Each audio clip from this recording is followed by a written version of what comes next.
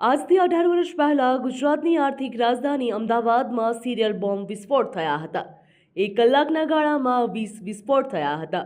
હોસ્પિટલો, જાહેર પરિવહન અને બજારો જેવા ભીડભાડવાળા વિસ્તારોમાં બોમ્બ વિસ્ફોટ થયા હતા, જેમાં 57 લોકોના મોત થયા અને સેંકડો લોકો ઘાયલ થયા હતા, તો 200થી વધુ લોકો ઇજાગ્રસ્ત થયા।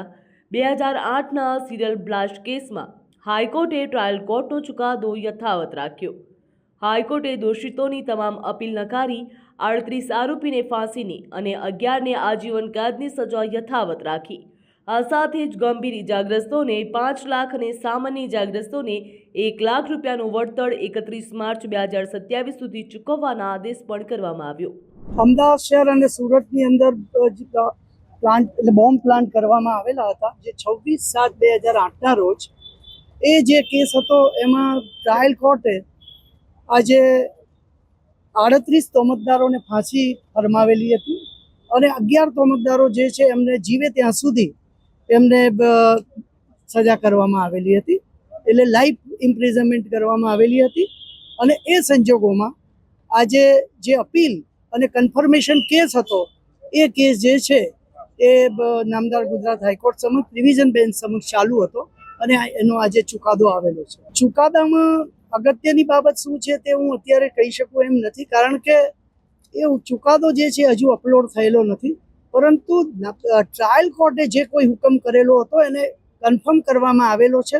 એટલે 38 લોકોને જે ફાંસી કરેલી હતી એ જે હુકમ હતો એ 38 લોકોની ફાંસી કન્ફર્મ કરવામાં આવેલી છે, એ હું આપને કહી શકું। બીજું વિશેષમાં મેં કોઈ ચુકાદાનો અભ્યાસ કરેલો નથી, કારણ કે હજુ અપલોડ થયેલો જે તોમતદારો હતા, કુલ 49 લોકોને દોષિત ઠરાવવામાં આવેલા હતા। એ તમામ લોકો વિરુદ્ધના પુરાવા અને જે કાવતરાનો પુરાવો હતો એ સરકાર પક્ષે રજૂ કરવામાં આવેલો અને તમામ તોમતદારો જે છે એ આ કાવતરામાં સંડોવાયેલા છે એ હકીકત જે રેકોર્ડ ઉપર હતી એ નામદાર હાઈકોર્ટના ધ્યાન ઉપર લાવવામાં આવેલી અને ત્યારબાદ નામદાર હાઈકોર્ટે આ ચુકાદો આપેલો છે। વળતર પેટે જે લોકો ગુજરી ગયેલા છે અને રૂપિયા 10 લાખનું સ્ટેટ ગવર્મેન્ટે એમને વળતર આપવું એવો હુકમ કરવામાં આવેલો છે અને એ વળતર 31/3/27 સુધી ચૂકવી આપવું એવો હુકમ થયેલો છે। એક તો આજે જે કોર્ટનો ચુકાદો આવ્યો છે એ બહુ આવકારદાયક છે અને અમારા ઇન્વેસ્ટિગેશન ઉપર મોહર લાગી છે। આ સમગ્ર ક્રાઇમ બ્રાન્ચનું જે તે વખતનું એકદમ અગત્યનું ગણાય એવું ઇન્વેસ્ટિગેશન હતું, પ્રતિષ્ઠાનો સવાલ હતો અને ક્રાઇમ બ્રાન્ચે ખૂબ જ મહેનત કરેલી, એના કારણે આ આખા કેસમાં અત્યારે આ પરિણામ આવેલું છે।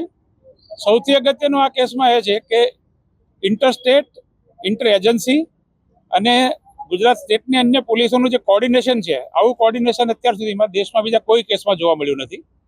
અને આખું ડિટેક્શન કઈ રીતે આપને પહેલાં જ ખબર છે કે આ બાબતે અમને પહેલાં એક નંબર મળેલો, એક નંબરના આધારે અમે બીજા 5 નંબર શોધ્યા અને એના આધારે દેશના બીજા જે કેસો છે એ પણ ડિટેક્ટ થયા અને ગુજરાત પોલીસના હાથે મેક્સિમમ આરોપીઓ અહીંયા ઝડપાયા છે અને આખું કાવતરું જે સિલસિલાબંધ છે એ આપણે ગુજરાત પોલીસને અમદાવાદ શહેરની ક્રાઇમ બ્રાન્ચે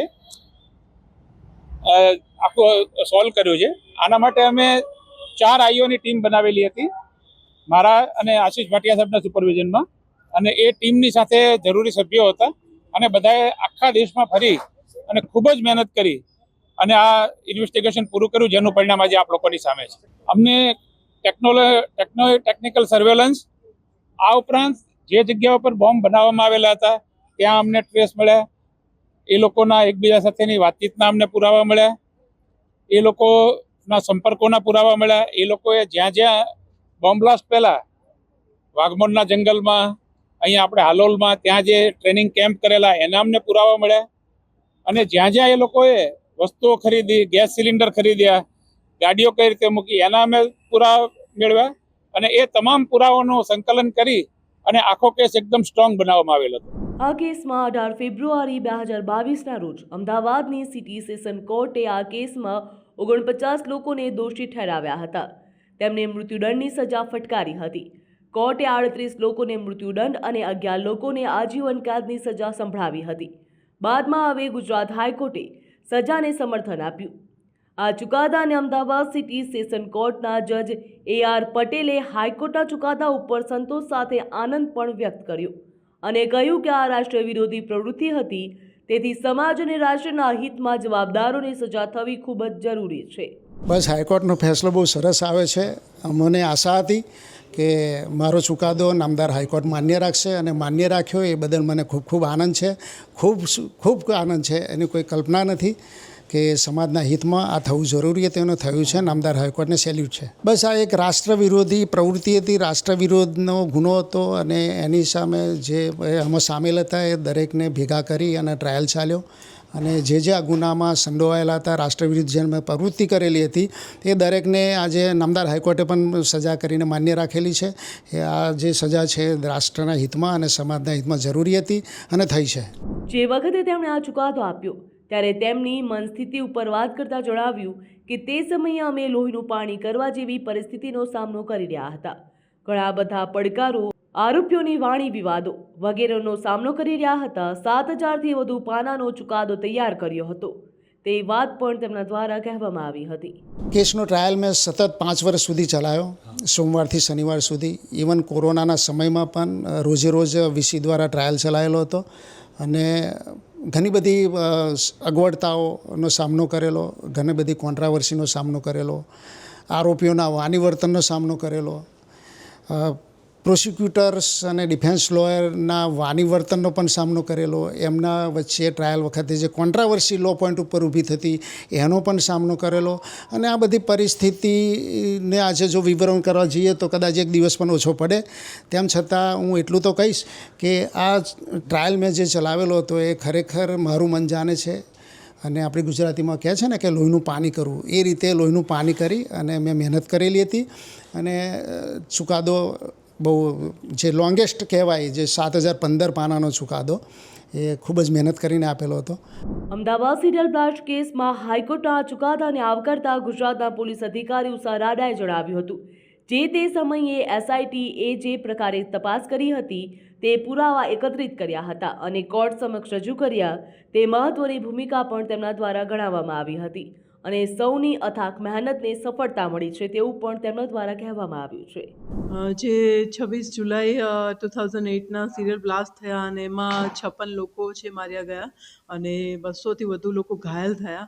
એ ઇન્વેસ્ટિગેશન જે તે સમયે 2008માં ક્રાઇમ બ્રાન્ચને સોંપવામાં આવેલું અને ઇન્વેસ્ટિગેશનની આખી ટીમ હતી જેમાં અનુભવી અધિકારીઓએ અને આખી ટીમ મળીને નક્કર પુરાવા છે એકત્રિત કરેલા. ઇન્વેસ્ટિગેશન ખૂબ સારું કરેલું. દેશના ખૂણે ખૂણે જ્યાં જ્યાં આ પ્લાન્ટ થયા હતા, જે પ્લાન થયો હતો એ દરેક જગ્યા પર જઈ અને સારામાં સારા પુરાવા એકઠા કર્યા અને ઇન્વેસ્ટિગેશન ખૂબ સારું થયું, જેના કારણે આ જે સજા છે એ આવી રીતના સારામાં સારી કરવામાં આવી અને હાઈકોર્ટે એને કન્ફર્મ રાખી, એઝ ઇટ ઇઝ રાખી છે. એ દિવસે 6:30 વાગ્યે હું કાલુપુર અમદાવાદ રેલવે સ્ટેશન, મારી ઓફિસ હતી ડી ડિવિઝનની, ત્યાં હું બેઠેલી અને કોઈકે એવું કહેલું કે બ્લાસ્ટ થયા છે. એટલે પહેલાં નજરે તો એવું કે કદાચ બ્લાસ્ટ મતલબ શું, તો ખ્યાલ આવ્યો કે બ્લાસ્ટ મતલબ બોમ્બ બ્લાસ્ટ થયા છે.